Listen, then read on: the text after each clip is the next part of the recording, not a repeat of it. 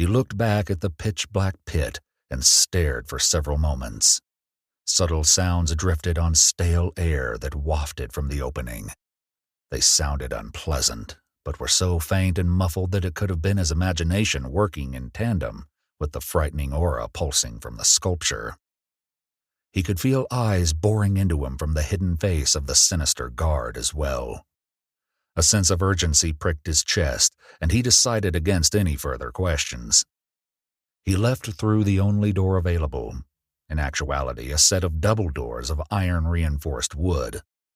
Pushing one open on its moaning hinges, he entered a hallway that split into a dozen different directions. Some were wider and more well-lit than others. The intimidating guard probably thought that if he was down this far in the subfloors, he knew where he was going. However, Cale was little more than a messenger with no clear direction to Master Dunscale.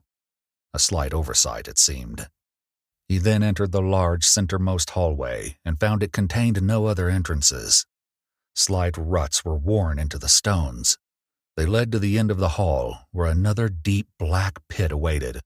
This one was a more natural shape than the previous pit. There was no pulley-operated lift system here. Only a dark, unblinking eye in the depths below promised hold. It had the look of a subterranean tunnel that had been here for a very long time. Circular holes cut into the natural stone of the pit's walls alongside shallow, knife-straight striations.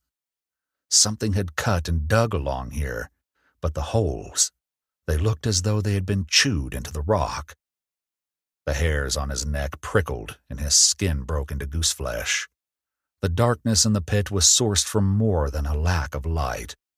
A visceral evil came from its gullet.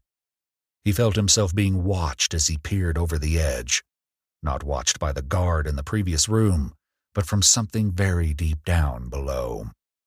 In his soul, Cale knew that something down there waited, watched, and wanted him. He felt his stomach lurch and he backed up, a fear of falling, grabbing his bowels and squeezing. Solid ground felt wonderful. He nearly tripped over his robes, backing away from the pit. Turning away and refusing to look back, Cale tried another hallway. Each door had some variation of the embellished black gnarl symbol, but each worm-like portion of the symbol was slightly different. At the end of the hall, a closed door awaited that had the worm symbol embellishment colored in red. This was a stark contrast compared to every other he'd seen. This had to be the office of a master.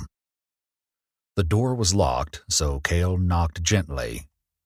No one answered, so he tried again, rapping his knuckles firmly on the door. After moments of silence, he backed away and noticed a round impression in the iron bracings of the door. It was roughly the size of his hand. He removed the disc from the pocket in his robes and placed it inside the impression. Not only a perfect fit, but something clicked as the disc settled into place. He turned it to the left and it didn't move, so he tried the right. It spun effortlessly, and soon a louder click resonated from deeper within whatever locking mechanism this was. He gave a gentle push, and the door creaked open. A unique smell came from the room, rank and cloying, along with a sickly sweet perfume odor. Weak torchlight flickered but cast its tortured light on nothing living or human within. Only things that scarred the mind and were better left undescribed. Cale closed the door and rested his head against it.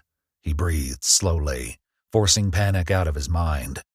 When his hands stopped shaking, he spun the lock back into place and removed the disc, resolving himself to not open any further doors unless someone called from behind them.